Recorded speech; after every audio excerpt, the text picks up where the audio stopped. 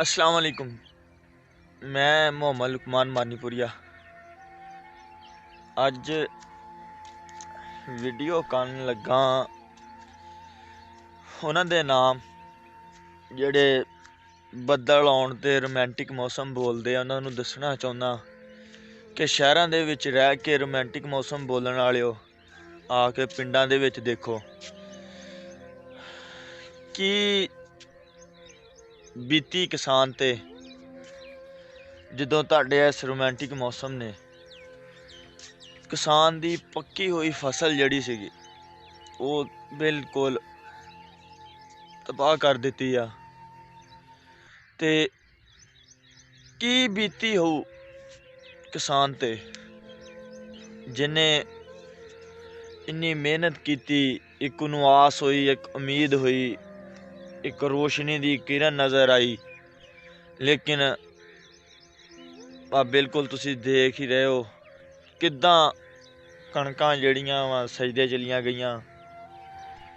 ਬਿਲਕੁਲ ਇੱਕ ਜਿਹੜੀ ਉਮੀਦ ਸੀਗੀ ਕਿਸਾਨ ਦੇ ਕੋਲ, ਉਹਦੀ ਕਣਕ ਸੀਗੀ, ਅੱਜ ਉਹ ਵੀ ਜਿਹੜੀ ਆ ਆਪਣੀ ਇਖਤਤਾਮ ਨੂੰ ਪਹੁੰਚੀ।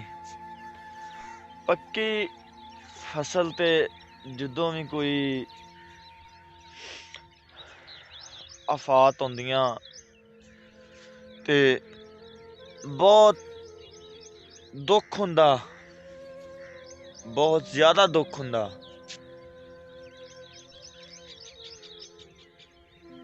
ਸ਼ਹਿਰਾਂ ਵਾਲੇ ਤੇ ਮੌਸਮ ਇੰਜੋਏ ਕਰਦੇ ਆ, ਮੌਸਮ ਫੁੱਲੀ ਇੰਜੋਏ ਹੁੰਦਾ। ਪਕੌੜੇ ਬਣਾ ਲਓ, ਸਮੋਸੇ ਬਣਾ ਲਓ, ਆਊਟਿੰਗ ਤੇ ਚੱਲਦੇ ਆ। ਲੇਕਿਨ ਅਪੀਲ ਇਹੀ ਕਰਦਾ ਉਹਨਾਂ ਅੱਗੇ ਕਿ ਇੱਕ ਦਫਾ ਪਿੰਡਾਂ ਦੇ ਵਿੱਚ ਆ ਕੇ ਦੇਖੋ ਕੀ ਹਾਲਾਤ ਆ ਹੋਏ ਪਿੰਡਾਂ ਦੇ ਰਾਤ ਦੇ। ਇਸ ਮੌਸਮ ਨੇ ਪਿੰਡਾਂ ਨੂੰ ਇੱਕ ਦਫਾ ਝਟਕਾ ਦਿੱਤਾ, ਪਿੰਡਾਂ ਵਾਲਿਆਂ ਨੂੰ। ਤੇ ਬਾਕੀ ਜੋ ਰੱਬ ਦੀ ਕਰਨੀ, ਰੱਬ ਦੀ ਰਜ਼ਾ ਦੇ ਵਿੱਚ ਰਾਜ਼ੀ ਰਹਿਣਾ ਚਾਹੀਦਾ। ਤੇ ਮੌਸਮ ਜਿਹੜਾ ਵਾ ਉਹ ਦੁਬਾਰਾ ਖਰਾਬ ਹੋ ਰਿਹਾ ਵਾ।